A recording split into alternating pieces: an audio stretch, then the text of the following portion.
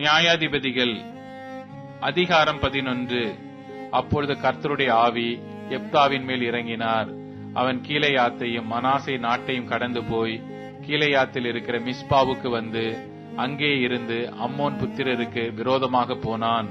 அப்பொழுது யெப்தா கர்த்தருக்கு ஒரு பொருத்தனையை பண்ணி, தேவரீர் அம்மோன் புத்திரரை என் கையில் ஒப்புக் கொடுக்கவே ஒப்புக் கொடுத்தால், நான் அம்மோன் புத்திரரிடத்திலிருந்து சமாதானத்தோட திரும்பி வரும்போது என் வீட்டு வாசற்படியிலிருந்து எனக்கு எதிர்கொண்டு வருவது எதுவோ அது கர்த்தருக்கு உரியதாகும்.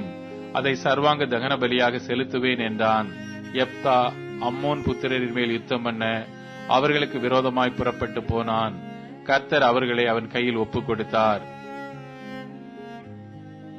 அவன் அவர்களை ஆரோவேர் துவக்கி மின்னித்திற்கு போக மட்டும் திராட்சை தோட்டத்து நிலங்கள் வரைக்கும் மகா சங்காரமாய் முறியடித்து 20 பட்டணங்களை பிடித்தான். இப்படி அம்மோன் புத்திரர் இஸ்ரவேல் புத்திரருக்கு முன்பாக தாழ்த்தப்பட்டார்கள். யெப்தா மிஸ்பாவில் இருக்கிற தன் வீட்டுக்கு வருகிற போது, இதோ அவன் குமாரத்தி தம்புரு வாசித்து நடனம் செய்து அவனுக்கு எதிர்கொண்டு வந்தாள். அவள் அவனுக்கு ஒரே பிள்ளையானவள். அவளை அல்லாமல் அவனுக்கு குமாரனும் இல்லை, குமாரத்தியும் இல்லை. அவன் அவளை கண்டவுடனே தன் வஸ்திரங்களை கிழித்துக் கொண்டு, ஐயோ என் மகளே, என்னை மிகவும் மனமடியவும் கலங்கவும் பண்ணுகிறாய். நான் கர்த்தரை நோக்கி என் வாயை திறந்து சொல்லிவிட்டேன், அதை நான் மாற்றக்கூடாது என்றான். அப்பொழுது அவள், என் தகப்பனே, நீர் கர்த்தரை நோக்கி உம்முடைய வாயை திறந்து பேசினீர் அல்லவோ? அம்மோன் புத்திரராகிய உம்முடைய சத்துருக்களுக்கு நீதியை சரிக்கட்டும். ஜெயத்தை கர்த்தர் உமக்கு கட்டளையிட்டபடியினால் உம்முடைய வாயிலிருந்து புறப்பட்டபடியே எனக்கு செய்யும் என்றாள்.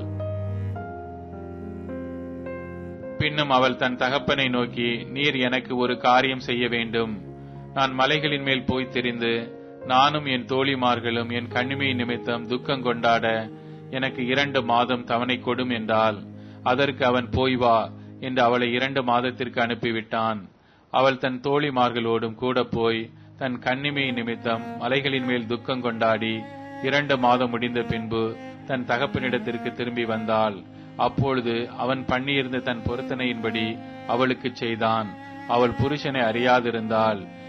இது நிமித்தம் இஸ்ரவேலின் குமாரத்திகள் வருஷந்தோறும் போய் 4 நாள் கீலேயாத்தியனான யெப்தாவின் குமாரத்தியை குறித்து புலம்புவது இஸ்ரவேலிலே வழக்கமாயிற்று.